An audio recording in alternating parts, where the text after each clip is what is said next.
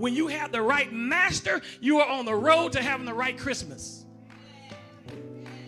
Let me ask you a question. Do you have the right Christmas? And then you need the right miracle.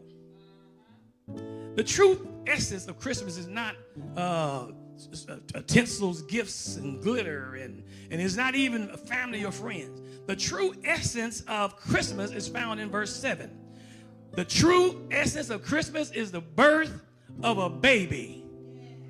Are you following me? And there's something strange about this baby, because sometimes around April we be celebrating Easter.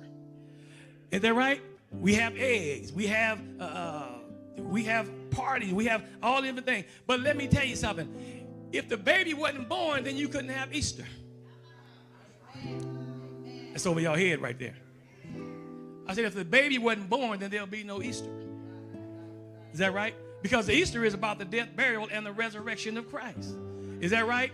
Christmas season, even though we don't know the exact date, people like to play with words, you know. Even though we don't know the exact date, we don't know if Jesus was born on December 25th. All I know is that he was born. Am I right about it? Look at your neighbor and say he was born. He said he was born. Because some people right now, they get upset right now about Jesus being the master and Jesus being the miracle. Just overseas in Germany right now, a car drove through some people at Christmas Plaza or whatever it's called. Some people don't agree with Jesus being born. They don't agree with Jesus being God. Are you following me? Oh, let me see how I can deal with this here. The incarnation and the implication of the miraculous events that Jesus did, when you get a handle on who Jesus is, your whole concept of Christ changes forever. When you really know who he is, your whole concept, the way you think, your whole concept, it won't be so much about Christmas trees. Now, I like the Christmas season, I like the feel, but it's not about that. Jesus is the reason for the season, and you better get it right. Is that right? You got to get that thing right. You need the right message. The message ought to be in context of the shepherd and the angels.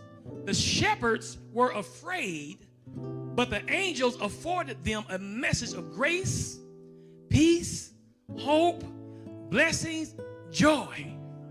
Are you following? Tell your neighbors, follow these with me. Say grace, peace, hope, blessings, joy, and salvation. It was personal unto you. It was powerful. It was profound, and it was pointed with the angels. That ought to be our message all through the years. God help us to go and tell a lost, dying world about a living, loving Savior. Are you following me? Who can give them grace? Who can give them peace? Do you know why he came? He came to set the captives free.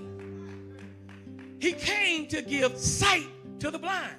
He wasn't just born. He was born for a reason, and don't get it twisted.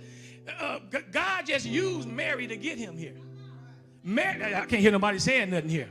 Look at your neighbor and say, God just used Mary to get him here. But it was really God in the flesh.